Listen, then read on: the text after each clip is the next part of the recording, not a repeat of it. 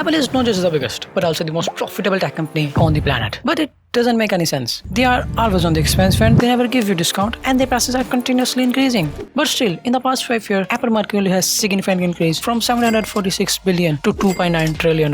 And all of this lead to one question: what's the secret behind Apple's success? Well, there are 5 key factors: hyper-loose marketing and psychology to trick you into buying the product. And in the end, I will also tell the solution how you can save yourself from falling into these traps. Starting with number 1, status. Let's suppose that you go to a person and ask him if he has the money to buy an iPhone. Will he buy it? He will most likely say yes. And when you ask him, why would you buy an iPhone? He will say, because it's an iPhone. And that's the power of being a status symbol. People know Apple for its innovative and high quality product, and also the fact how expensive they are. Like how Apple sells a polishing cloth for $20. But being expensive actually works in Apple favor, because now not anyone can buy their product. And that's make Apple exclusive. As human, we all want to stand out from the crowd. We all want to belong somewhere. And more than anything, we want to feel exclusive. For example, do you really think people spend millions of dollars on Rolex watches to see time? The real reason why people buy these watches or any other luxury brand, so they can be the part of that exclusive community, or in other words, to gain social validation. And when your products are based on emotion and not just the technical specification, then people will pay you as much money as you want them to, because they will think that's the price that you have to pay to own that product. But it's not that simple. You can't create that kind of brand image by just being expensive. There are so many things, so many details that you have to take care of to create that kind of brand image. And the biggest reason why I like Apple is how they pay so much attention to details to give people the best user experience. Like how Apple focuses on giving you high quality packaging so they can use the whole effect, because they know how important the first impression is. When you see a good looking person, then you start assuming if the person is good looking, then he might also be kind, loving, or caring. You try to guess that person's trait that we don't even know by just looking at him. And the same happened with packaging. We think if the packaging is high quality and premium, then the phone might also be high quality, well designed, or high performing.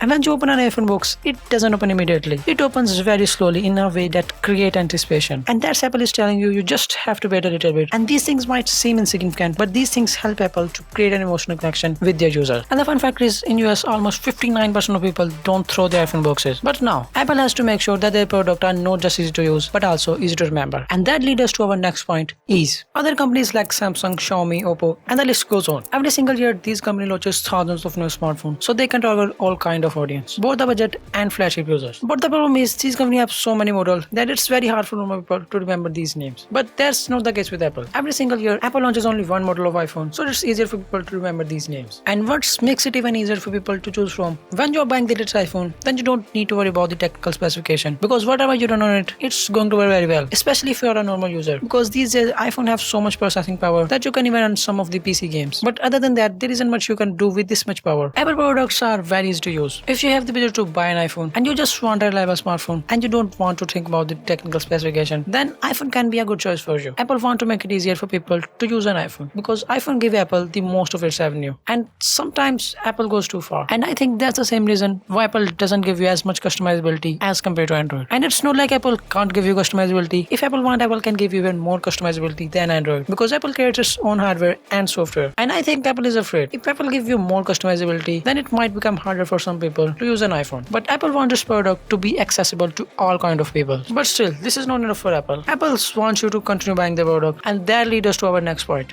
Loyalty. Apple knows one thing, that by just giving you the latest tech, they can't create the brand loyalty that they want to create. And the key to brand loyalty is to give people the best user experience. Now, you might think that every company tries to do that, but the main thing is to make them realize that you are the one who is doing that. Let's understand with an example. Whenever Apple launches any new feature, they just don't throw it in your face like some other companies do. And some of the companies don't even talk about it. First, Apple will introduce you to a problem that you might face in your life, and then they will tell you about their new feature and how they can solve that problem. Apple try to associate their brand with innovation, high quality, and eco-friendliness. Apple tells us how they're using recycled material to save the planet. Apple try to align its brand with noble causes, and it's create the brand image that Apple is working to change our environment so people can feel good about by being part of that community. But I have a problem with that. Sometimes Apple goes too far. In 2022, Apple removed the charger from the iPhone box and said we are doing it to save the environment. And the excuse that Apple came up with, if you are buying a new iPhone, then you can use the previous charger that you already have. What? If a person is buying an iPhone, then there is a very high chance that he will buy the charger as well. And if a new person is buying an iPhone, he doesn't have a choice. He has to buy the charger separately. Now, in this case, we will end up using more material, and it's going to create more waste than if Apple just give you the charger with the iPhone. That's not how you save a planet. And I think it's just an excuse to make more money. And for a very long time, I didn't understand why Apple has this cult-like following. But there is a psychological term for that, and that is endowment effect. You are more likely to value something that you own rather than something that you don't own. And Apple take this trick to the next level by giving student discounts and special offer to teachers and schools. And the simple reason for doing that is so Apple can make their product more affordable to the new generation. You can see where this is going. Apple want to trick children to using their product, so they are more likely to continue buying their product when they will become an adult. Now, Apple has convinced you to buy an Apple product, but it didn't stop there. Apple wants you to continue buy more and more of their product, and that leads us to our next point: